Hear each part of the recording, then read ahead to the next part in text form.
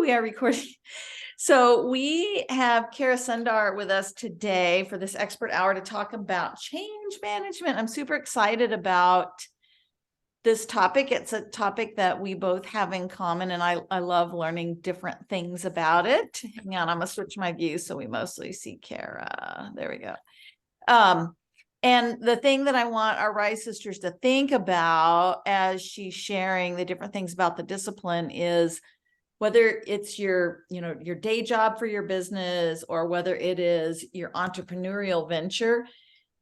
When you think about rolling out changes or how to share a launch, how to share anything new that's happening inside of your business, this is a great framework that's really going to help not give you more work, but get really targeted in your messaging and the actions that you take. So you're actually doing less work and bringing people along with you in the process. So, and then we've got Stephanie and Stacy on the line. You guys, I'm sure Kara will tell you, feel free to jump in and ask questions along the way, because it's just, it's a lot when it's kind of new. And I feel like that's really going to help you guys get the most out of it than if you try to wait till the end. So anyway, those are just kind of my thoughts. I'll pass it over to you. I love it. Yeah. And if Stacy and Stephanie, if you wouldn't mind just giving me the 30-second version of what your business is about, just so I can try and target what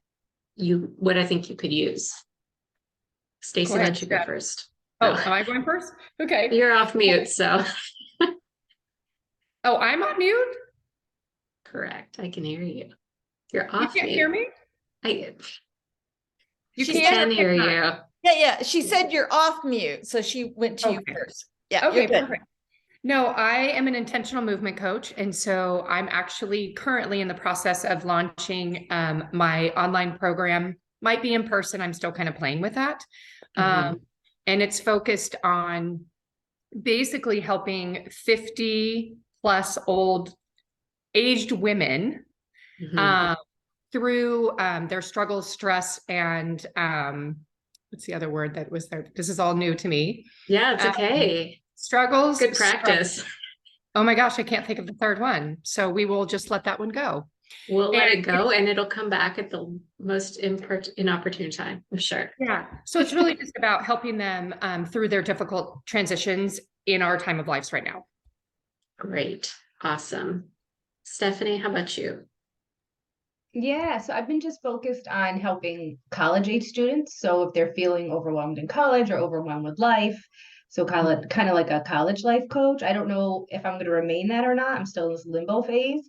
But basically, I came today just to hear all about change, because I think that can happen in your personal or business. And so I like to take tips just in general.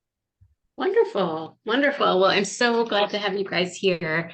One of the things you learn early on is that no matter what the change is, it happens at the individual level. And it sounds to me like you guys have a lot of intentionality about changing individual lives. So whatever I say here, it can be blown up to thousands of people, or just even down to one person that you're trying to get them kind of along the journey for you, or tools and techniques to do change in your own life. So I love that. So, kind of a little background on me. I was just an end user back in my former career. I was a chief of staff to an executive, and we just had several software implementations that went really wrong.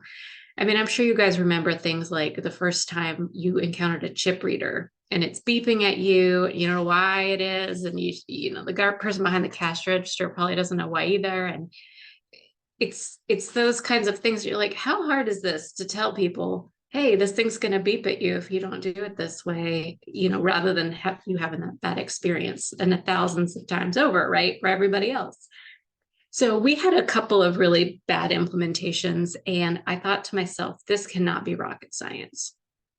There's got to be a way I can participate in the business of my organization and figure out how to get people to use a software correctly and feel confident doing it.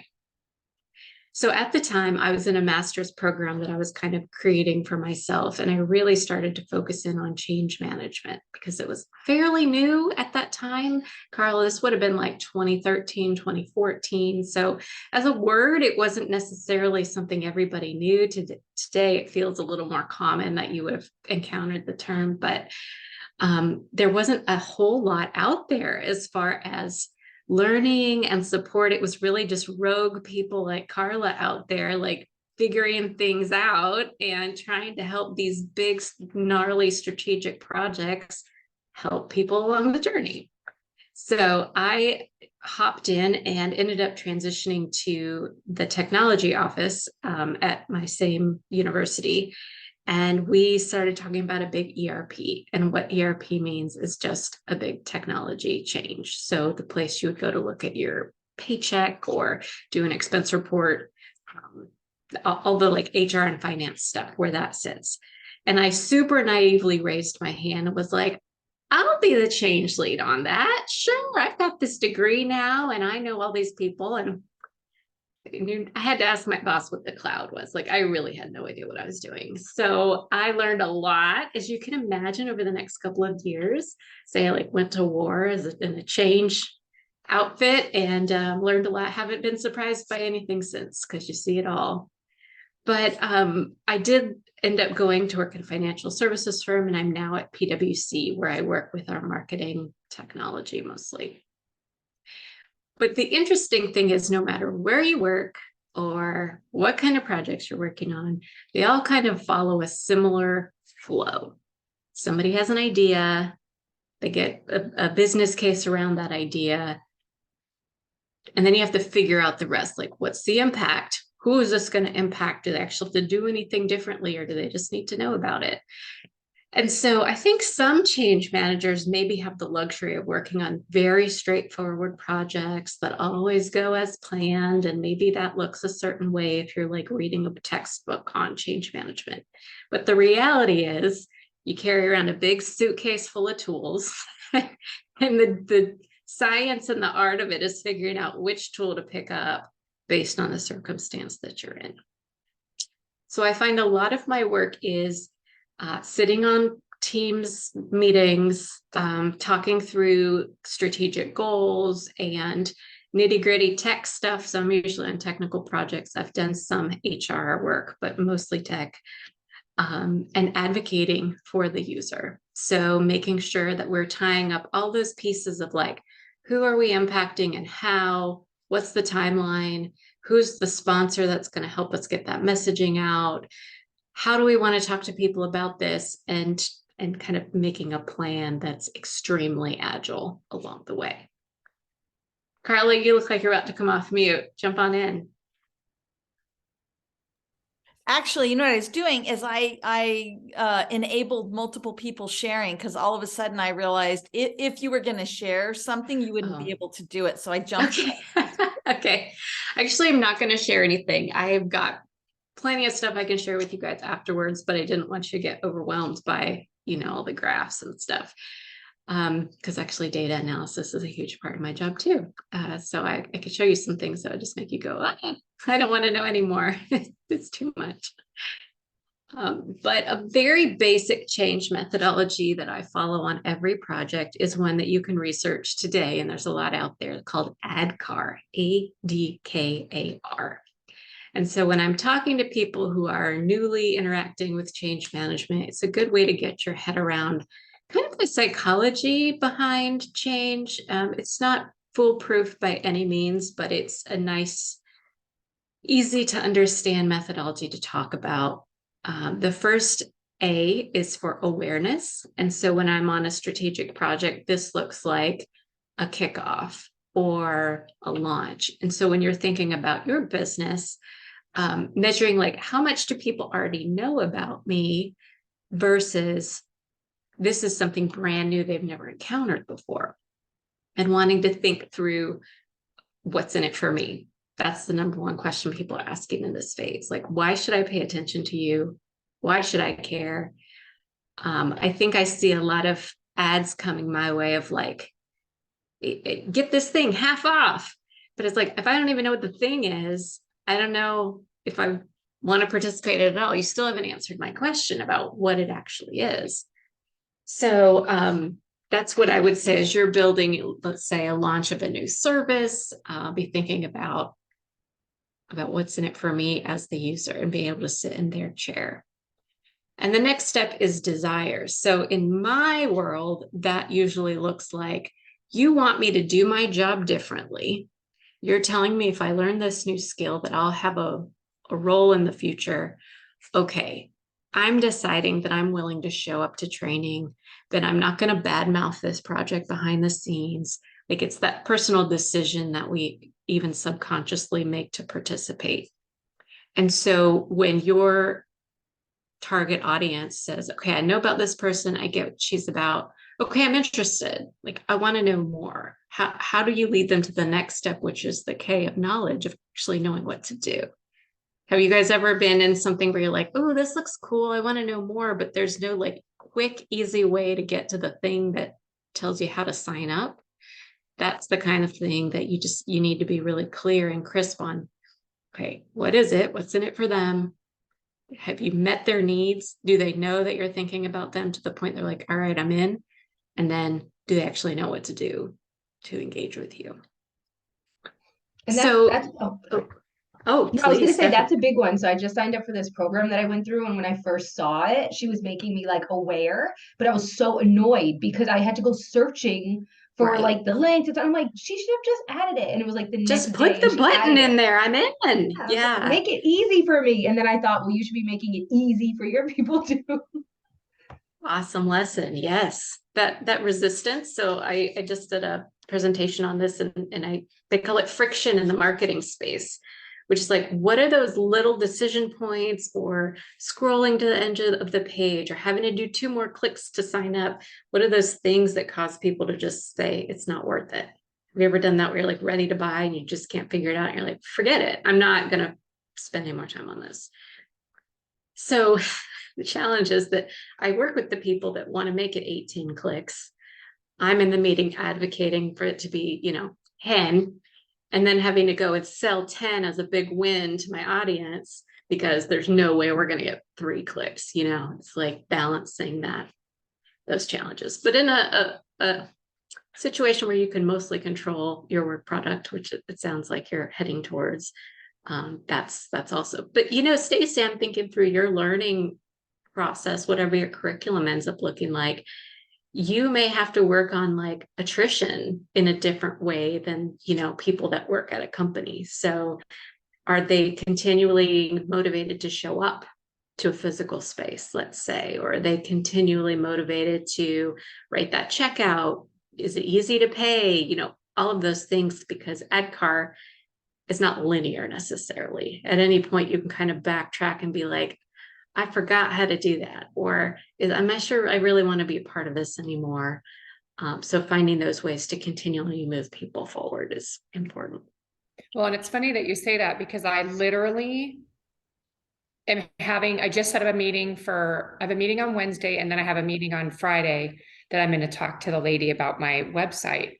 And it panics me because I'm so tired of these websites that are 15 pages long and you scroll for, it's so annoying to me. Can you not just have a page that has like, I'm in that process of trying to figure out how to minimize what I do, pique their interest, click to know more, and move on. Like, I don't have 4 pages of what I do.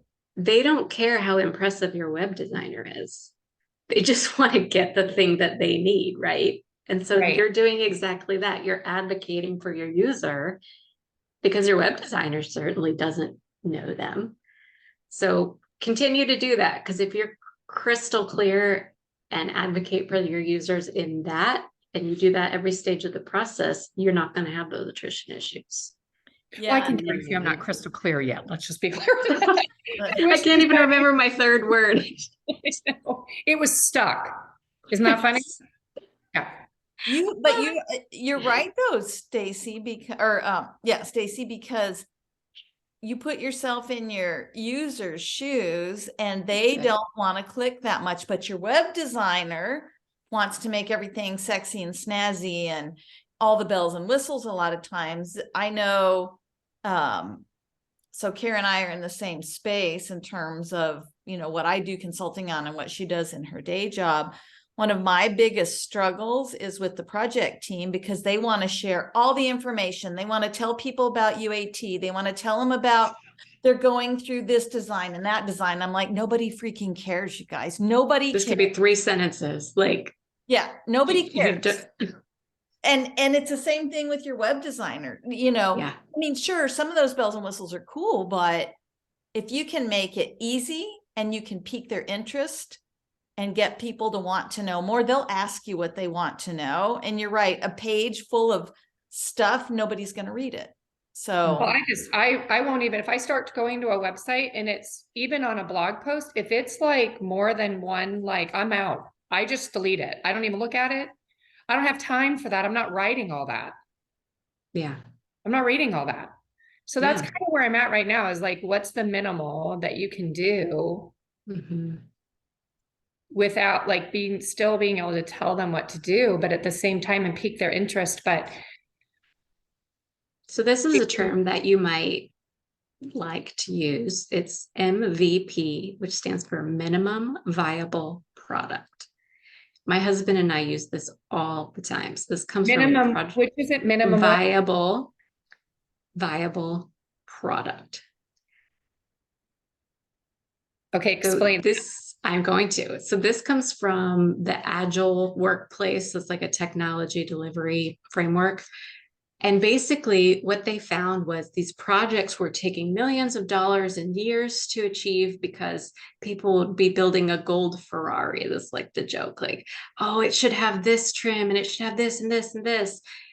But really they just needed a skateboard to get from A to B. So they need 4 wheels and a plank. They don't need the gold Ferrari. So when you think about what do I need for MVP on my website, what's your skateboard? It's a landing page, probably a way to contact you and a way to sign up for more information with whatever content you need in there to tell the story about what the value is that you're adding. My husband and I use MVP all the time because it's like Christmas. What's going to make Christmas a success when you have 3 little kids and 2 full-time jobs? MVP. Everybody has presents on Christmas morning. Like, done. We can do that. So when you think about what you're offering too, you know, you don't have to go out into the world with a fully baked, mature business model with an idea of how you're going to get funded in 5 years. You just need to know what you're offering, who your customer is, and the value you're going to add to their life.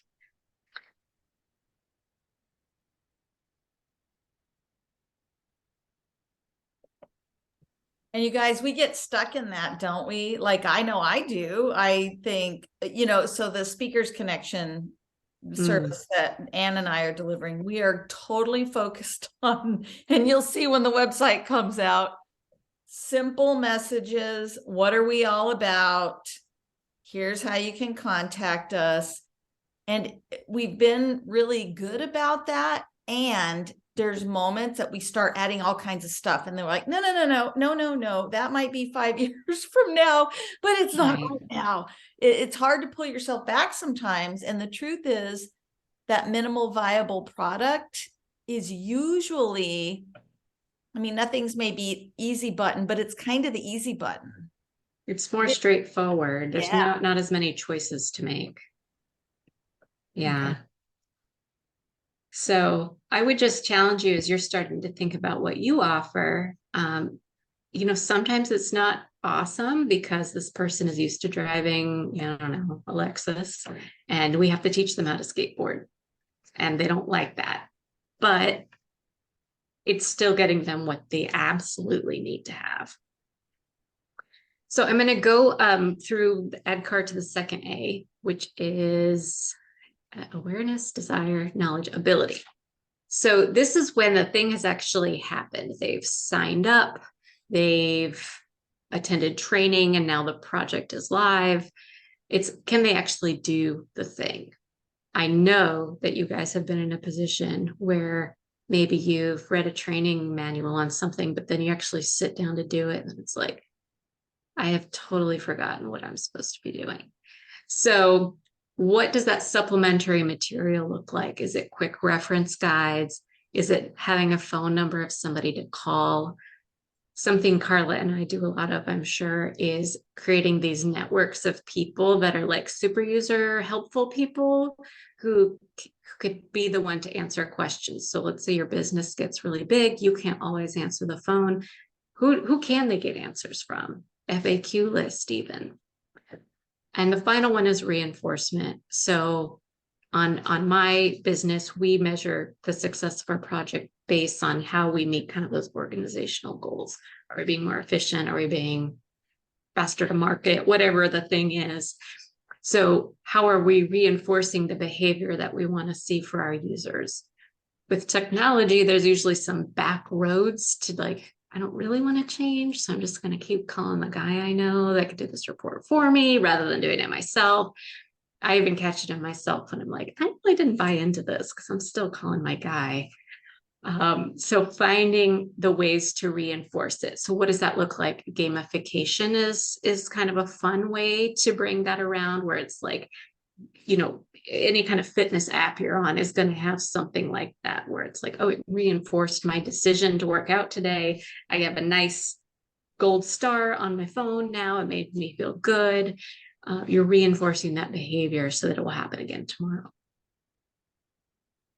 So on a personal, which, you know, Steph and I are very similar in our businesses, in a personal level, reinforcement would just be like, for the ability concept, supplemental help that they can offer would be, is that your community that you have? Like, that's where I'm stuck right now. Absolutely. Yeah. You know, it's a text message. Is it a just encouraging message? Is it a Yes, it's all of the above. Like, Yeah. do you mind if I jump in? Absolutely. So it can be a text message that says, great job, blah, blah, blah. It can be, you know, a community where everybody gets together. So like in the Get Paid from the Stage program, you guys are still in there. It could be, like I'm thinking about your program, Stacy, you know, it could be sending, you know, an article. It could be talking about the success that other people are having or encouraging them to share their success. So just really anything that's going to get them to continue that journey. Like I showed you my Apple Watch, like I always want to close my rings on my Apple Watch all the time. Now you may not have like a technology thing, but you know, you can even ask the people that go through their programs to even, I don't know, share with you, you know, how they're feeling about their journey, whether that's in your case, Stacy, a fitness journey, or for Stephanie, you know, having a successful college experience. And then just reminding them, hey, you know, 3 months ago you were here, now you're here. That's amazing. So there's lots of ways to build that in. Yeah. And that's the work, right? Like it's almost like the pre-launch stuff is, I don't want to say easy, but it's easier to be clear. And then when you're like Carla and you run 4 different businesses and you're trying to keep the engagement level up on all of them, you got to get creative sometimes. And sometimes it's just phone calls saying, hey, are you getting the value you want out of this? I'm part of a little gym that on your 150th class of the year, they give you a free t-shirt. And that's a really random number. And it's just a t-shirt. But in my mind, I'm like, I'm getting my 150 classes in. And guess what I have to do? Keep paying that monthly fee. So it works out for the gym. And it works out for me because my goal is to get fit, but this is kind of a roundabout way. See, that's so interesting that you say that the pre-launch stuff is relatively easy and then the other sides work. It flips for me. That part of it, like in fact, I'm sitting here going, well, I already do all that. Like one of my clients, I know specifically that if I see a post or I create a post for her, I'll send it to her. Like I'm always doing that stuff. That's so easy for me. It's Beautiful. the pre-launch clarifying stuff that I can tell you, I've been stuck in this, and Carla can say it too. I haven't really shared a lot about it recently, but I'm still stuck in it. Stacy, you need a partner. Oh, trust me. Totally. I'm Like I'm praying thinking and about praying. somebody who is an activator, somebody who's like, I've been let's get praying. this. Yep. I've been praying for an executor. I'm not kidding. Somebody to get it done. Yes. Not even kidding, because that is what I'm praying for, is that I can partner with somebody that's like, I sat down even with my daughter. Mm, I said, hey, I have this sheet written out. mm, You help me put together a pitch deck. I don't even mm. know what that is, but I'm going to assume it's like a PowerPoint. And Mhm, so just by her sitting there with me, I already mhm. had the information. And as soon as she started, I click. And I'm like, nope, Right. don't like that, don't like that, don't like that. Let's do this. Yeah. And So it was it's so much fun. synthesis. Yeah. So that's where I'm Yeah. at. You just need somebody who has the strengths to complement yours, because it sounds like you've got the idea. You know how to take care of a community. You're excited to be able to do it. It's just getting it out there. So I'm putting it out there. If you know of anybody that would be interested, that's what I'm looking for. And I've been praying. I know God knows exactly the person that is supposed to be there, and I will not miss her if she comes. And I will offer to have a consultation with you. I can't take on anything long term, but I can throw together a pitch deck like nobody's business. So if that's the kind of thing you need, I can help you with a limited time frame. Happy to do that for you. Yeah, I know I put one together, but I don't even know if it's right. Like, I don't even know what it looks like. You know what I'm saying? Like, is this a pitch deck? I'm pretty excited about it, what we put together, but So definitely take her up on that offer, Stacy, because she's amazing at that type of thing.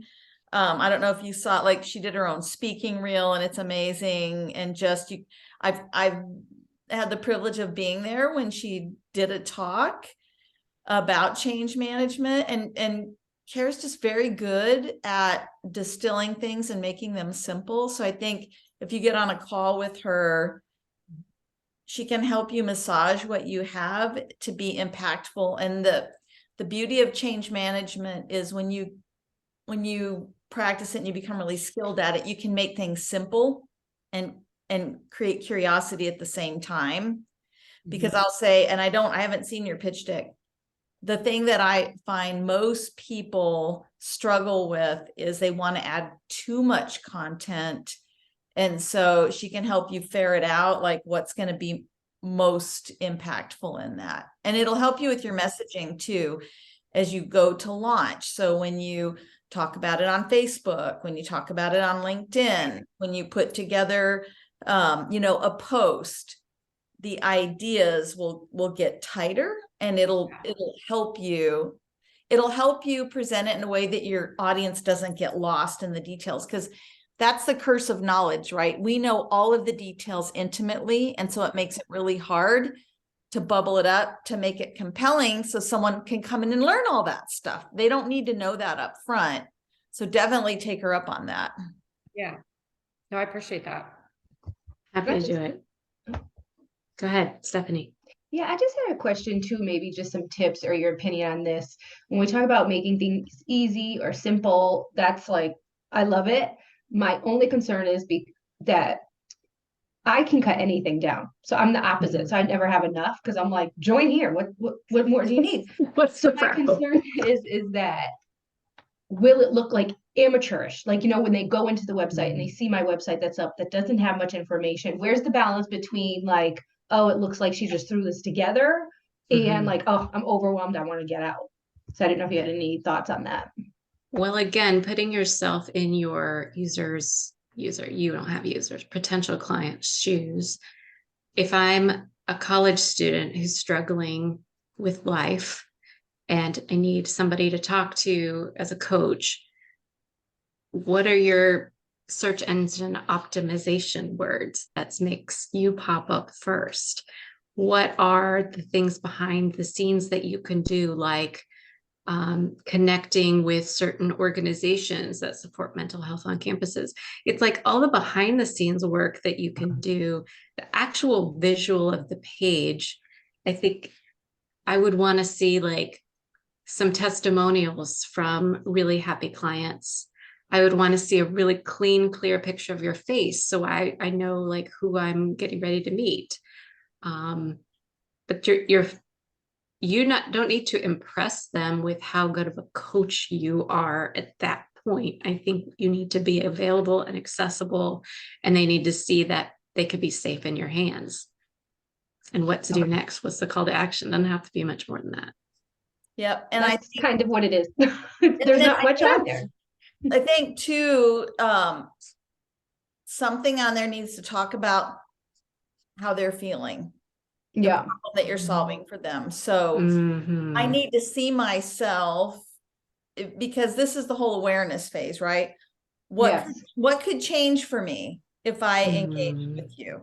What would be the risk if I didn't engage with you right now? Well, what could change for me is I could go from being a really frustrated college student who doesn't know what to do next, and I'm afraid I'm not even going to make it through school, to feeling confident that I can make it through school and I'm not hating life right now. And the risk of not engaging with you is they're going to feel frustrated. They're going to have all of that emotional angst, you know, until they figure it out on their own. And the risk is, why would you want to spend the next couple of years feeling frustrated? Like, I can help you now. And so you think about, is that on there too? Because that frustrated college student or that parent who knows that their kid feels that way, but doesn't know how to help them, needs to see that and go, yeah, that is exactly what's happening in our lives. And ooh, look at Stephanie, she looks so approachable and kind, and like, you know, Kara said with your picture, and oh, she does this kind of work. Let me book a call with her. Yeah, I think I'm really good at the awareness part, like letting them know they have a problem. I'm not so good at the desire.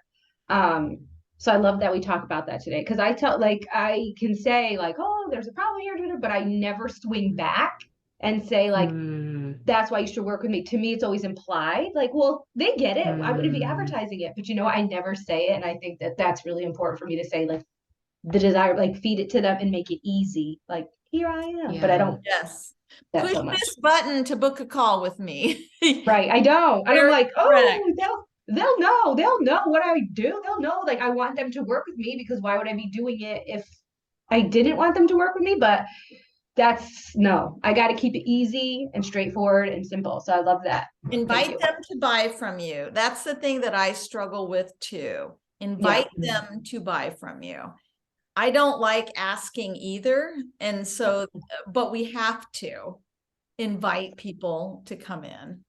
And that's the desire part?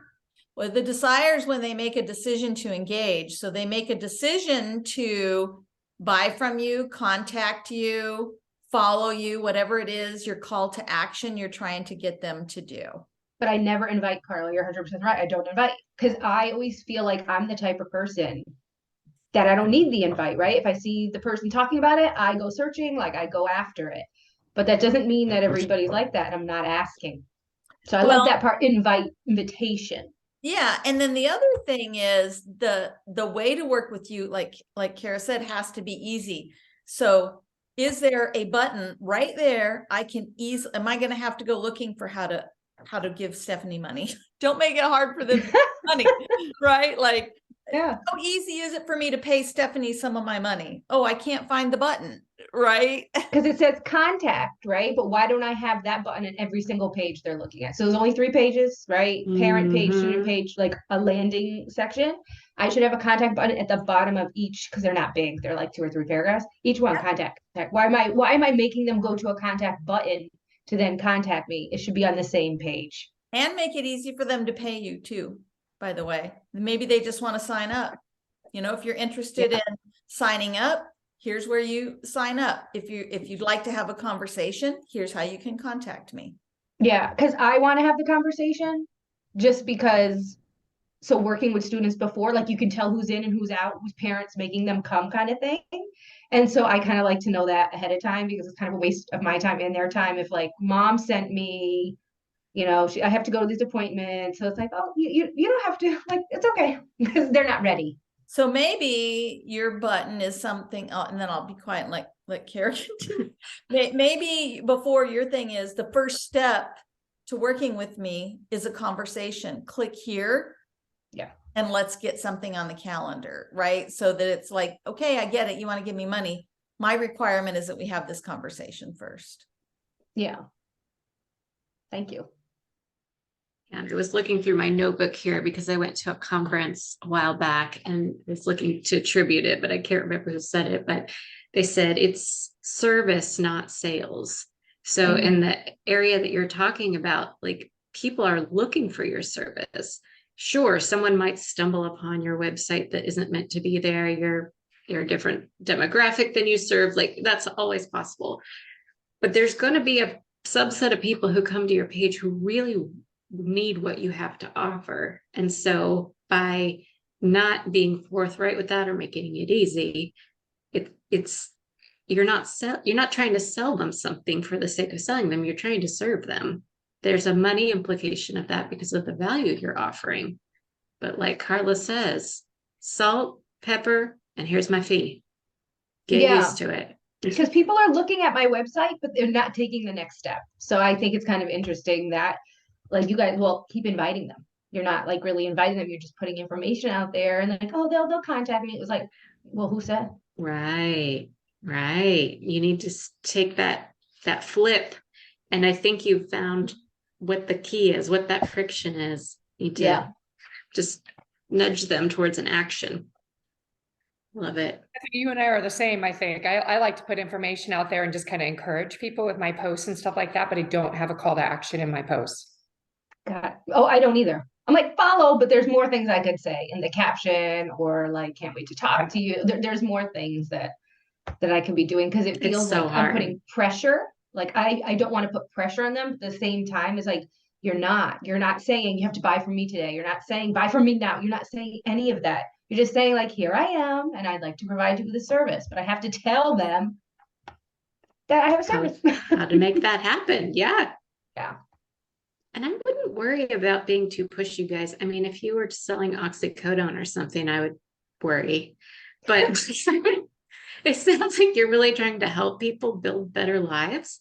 And don't, like, I pushed my husband last night, like, gotta take care of yourself, man. Like, we need more people doing that for us sometimes. So don't be ashamed that you are the one who's going to be collecting that money. That seems like at the end of the day, what's hard.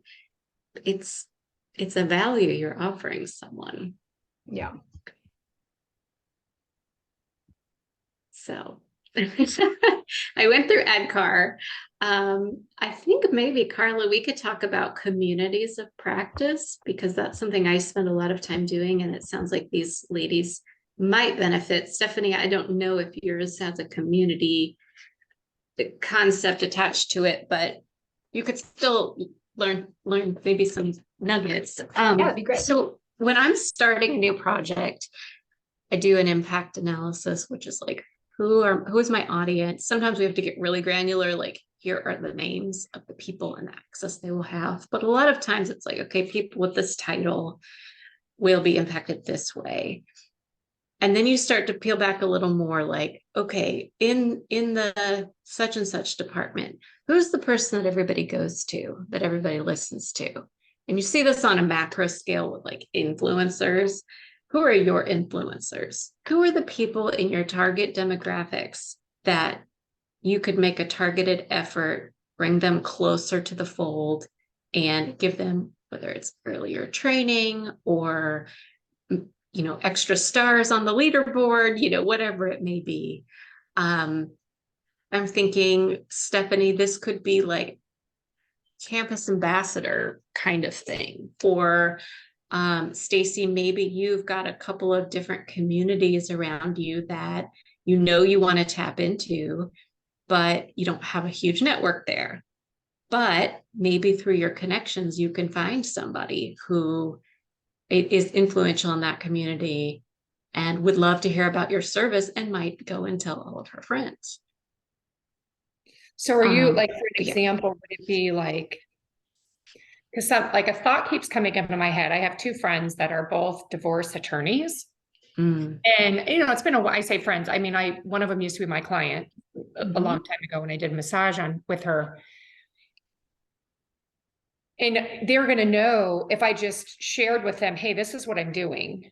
Because I can see me coming together with them alongside people that are struggling. I mean, if you're getting you're struggling, and the time frame of when to introduce what I do may be an opportunity, because you're not going to come in there when someone's just getting a divorce and they're trying to fight for child support.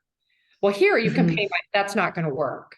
So is that but if you're having that heart to heart towards the end, like, I feel like I've lost my way, I want to get healthy and I don't even know how, they go, ding, I know of a great community that you can join that would be super accepting of where you are today and love to come alongside you. Absolutely. So the people who are already talking to the people that you want to be helping. I'll share with you guys one way that I sell in the DMs on LinkedIn that has been really, really good for me. And I don't do it often because it's around getting a primary client as a consulting client. And so I keep them for quite a long time. So when I left corporate, my first one I had for a year, the one that I have now, it's been over 2 years. And so I have a database of people who've been interested, but I created this email and I listened to, I forget who, somebody was talking about the way that she sends emails. And I just loved it because it wasn't that hard hitting sale. And it was much more building connections. So what I do when I am in need of ramping up my business is in the consulting space, I'll send a note and customize the top of it and just say, hey, we haven't chatted since blah, blah, blah, or whatever. And just say, I wanted to let you know about a service I offer in my business in case there's someone in your network who would be a good fit. I would really appreciate an introduction. I'm doing keynotes on blah, blah, blah. You keep it super short. And here's why that's so effective. I'm not saying, hey, I want you to buy this from me. Would you like to buy this? But if I get an email like that right away, without them saying it, I'm going to buy it if I want it, right? Like if I'm like, actually, we need a keynote speaker on that topic. Let me write her back real quick and get some information. The other thing that's cool about that is the human mind just works interestingly. So if somebody sends you a note and says, hey, Stephanie, I'm selling, I've got cottage cheese over there. I'm selling cottage cheese that everybody loves. Would you like some? I'd like you to buy it from me. And you don't like cottage cheese. You're going to say, yeah, no, I don't really like cottage cheese. But if I don't say, I'd love to know if you know anybody who loves cottage cheese, because this is the best product ever, you may be like, oh, my sister loves cottage cheese, but it's interesting because if you don't, you have to be so careful how you ask. If you don't say, I would love an introduction or I'd love a connection, if you know of anyone who this is exactly what they've been looking for, their brains will not go there. right. I love it. So, and you can be very direct in the ask too, and say, I've got this great new cottage cheese product. If you love cottage cheese, I know that you're going to want to try it. Or if you're not a cottage cheese lover, I'd really appreciate a connection with, those in your network who are, blah, blah, blah.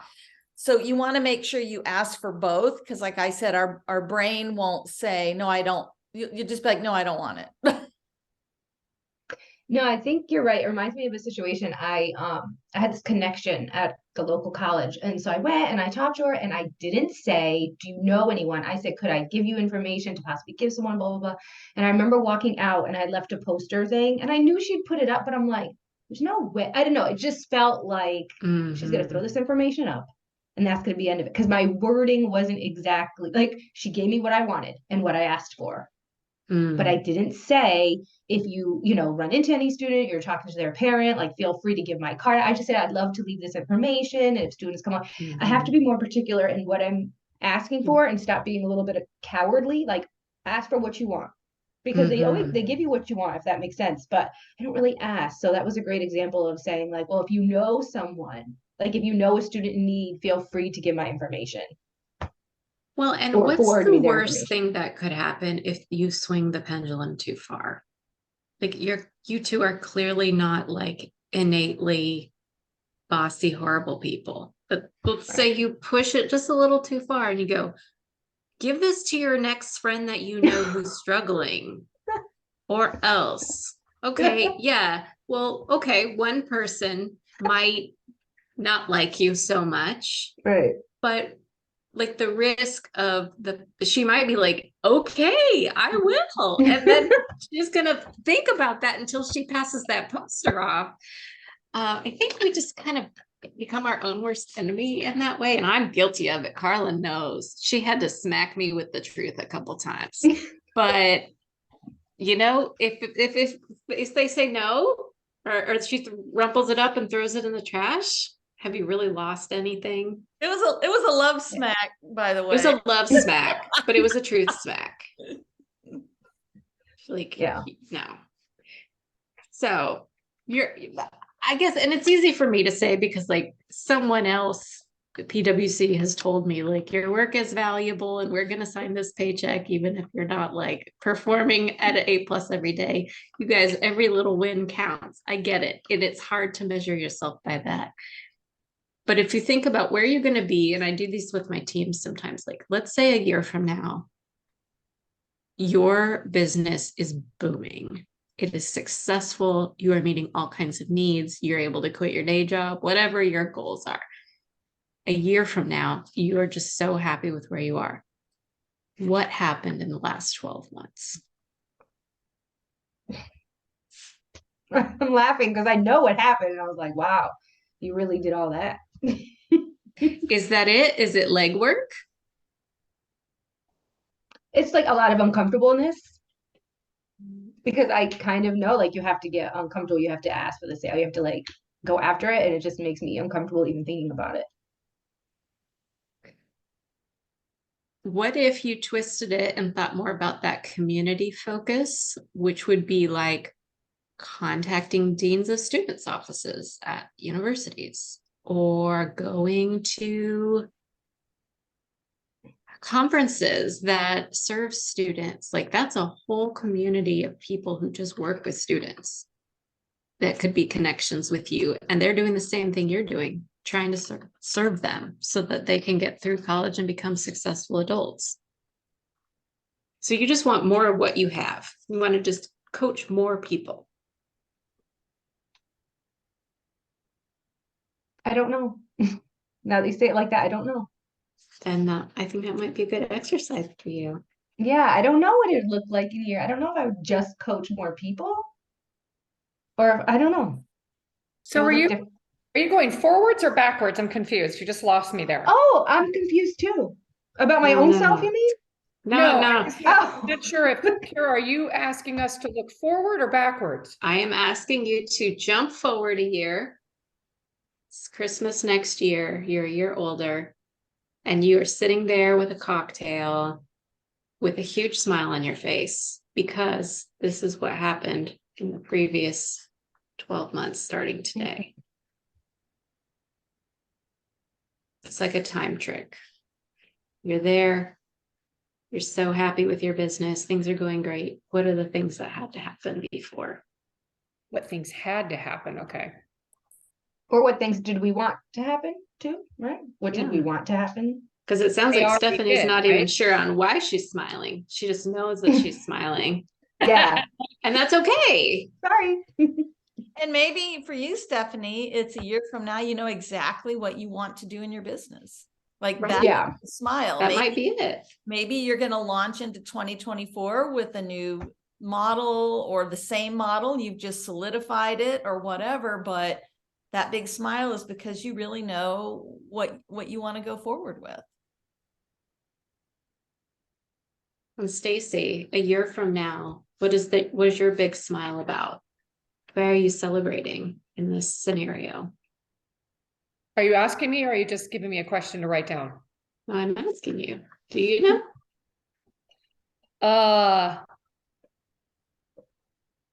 Why am I celebrating? Because it showed up. I got out of my way. You got out of your own way. I put it out there. You launched the thing. You launched the damn thing.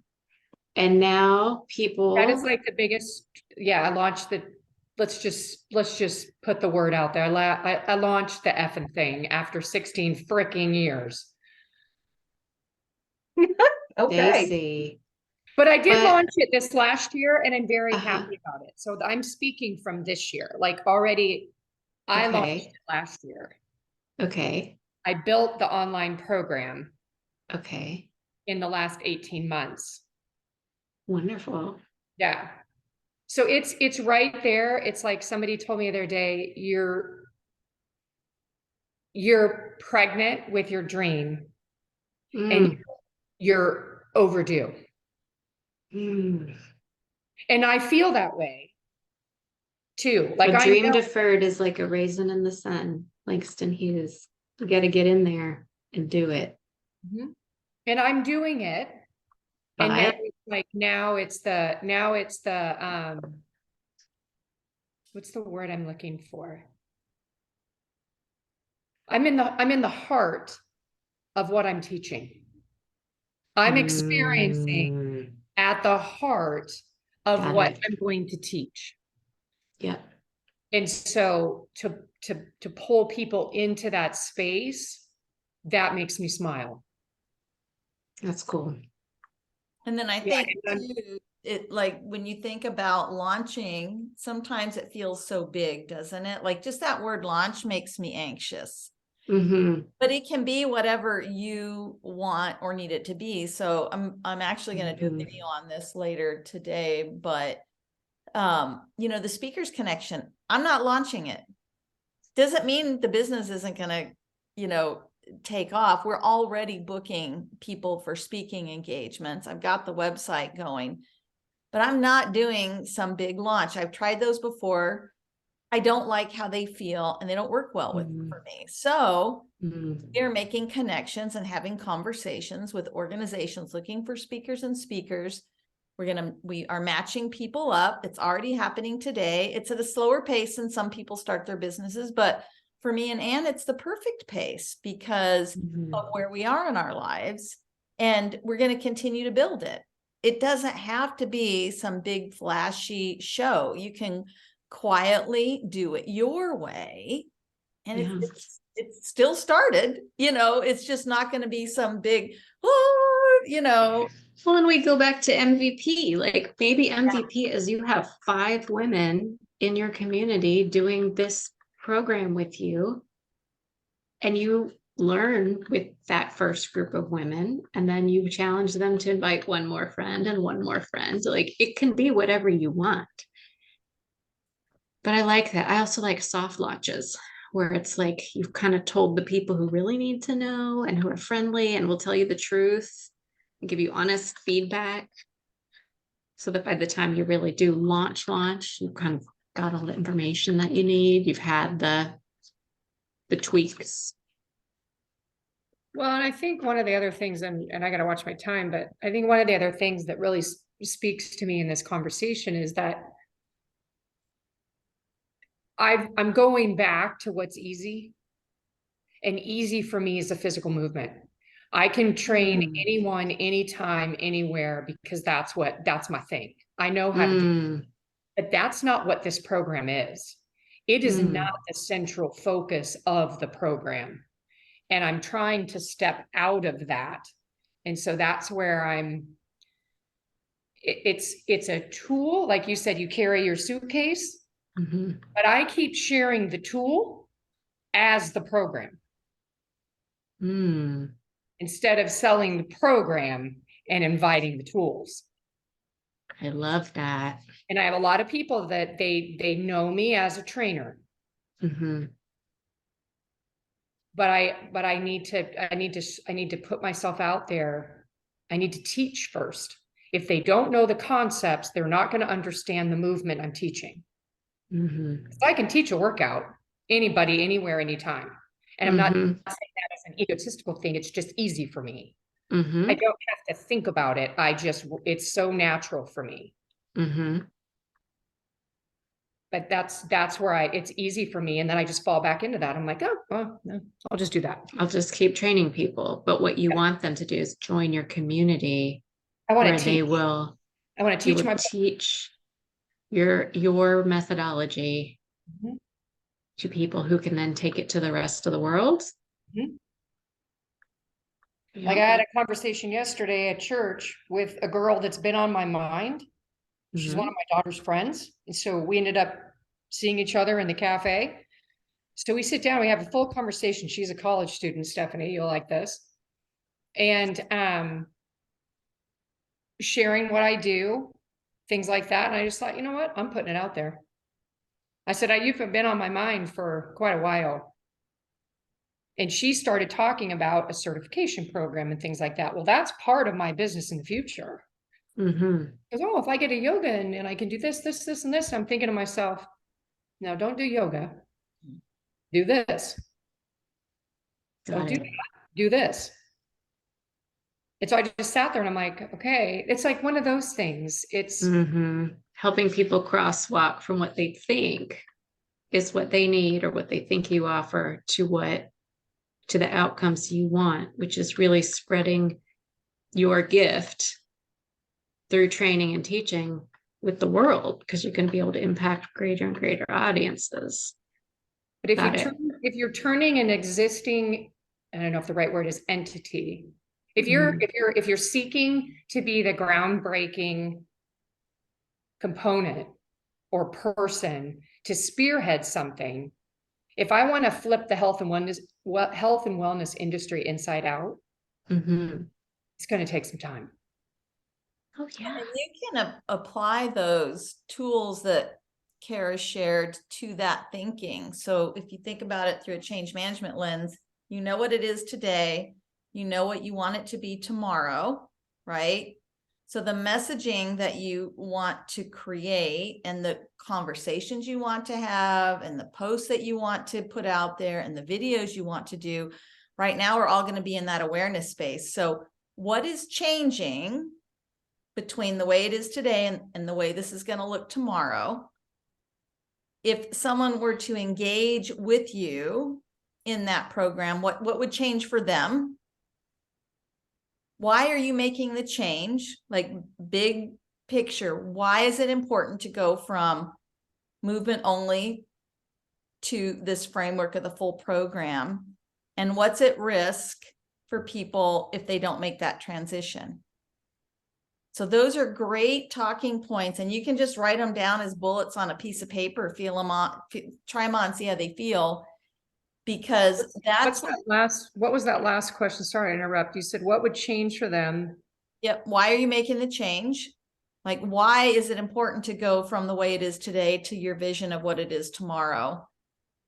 And then what is the risk if they don't engage in that change? Like, why would it be important for them to want the new thing versus the old thing? What will they lose if they don't go with you on that journey? They'll lose heart. Well, I mean, and so, but this gives you the talking points, right? About here's what's It's how you frame your story. Yeah, it's really, yeah, exactly. It's really your story. Here's what's changing. Before I was doing this very limited thing. Now it's this. Here's why that's important. Here's what will change for you when you engage with me in this transformation. Right. And in that, you can pepper in kind of what are the risks of not doing it. And you said you'll lose heart. So, you know, that means something to you that may mean something different to other people. So, you know, describing that a little bit without, you know, back to Stephanie's point, having a, you know, this gigantic write-up on the website, because we know that doesn't work well. But, you know, why is it important? Because, you know, feeling centered and balanced in your life is the thing that's going to drive every other thing, you know, in your life, in your business. I know yours, it has a very strong spiritual based component. Don't be afraid to say that. You know, you risk a greater connection with God, with yourself, and with your family, because that is part of your program. Is it going to turn some people off? Yeah, that's okay. It's not for them. Yeah, that's one thing that I don't have a problem with now. Not, you know, not to be mean or anything, but I'm okay to put a point of conflict in there. I'm okay with that. Yeah. I've stepped beyond that through this work, is to say, no, everybody's going to know that it's a Christian program, and if it's not for you, then it's not for you. Yeah. Okay. We could probably talk to Kara all day. So I'll just kind of, we're coming up on the hour. I really appreciate you jumping on here, talking about this with us, Kara. It really does help us think differently and frame what we're doing in a little bit different light. So I really appreciate you doing that. Any final thoughts from either, I'll say Stephanie and Stacy, and then I'll jump over to Kara. Yeah, just thank you for doing it. I found it really helpful, and it was a great reminder to like make things easy for my audience. And I love the desire, the awareness, and then desire, because that helps me focus my messaging. So thanks so much for taking the time to come on and to talk to us. I'm so glad that's helpful. Yeah, it's been great. I wasn't sure when I'll be honest, when I first heard change management, I'm like, I said it. I'm like, I don't really know how this is going to help me. And then I thought, it's not about me, right? You learn something. So yeah. I'll give one final thought, and then I'll hand over to Kara. She shared with you that ad card journey. Here's a kind of an interesting fun fact. When people are through awareness and desire, they're no longer resisting. So all resistance happens between awareness and desire. So when you think about selling your products and services, getting people to engage in your community, launching a new product or service or a program, it is truly, if people are resisting taking whatever action you want them to take, it's because they're not through those first two phases. Once they're through that, you can teach them what they need to know, help them become proficient, reinforce the work. To get them to buy or to engage, they have to get through those first two steps. that's cool. Thank you, Kara. Any final Awesome. thoughts for us? I really appreciate you doing this. This was great.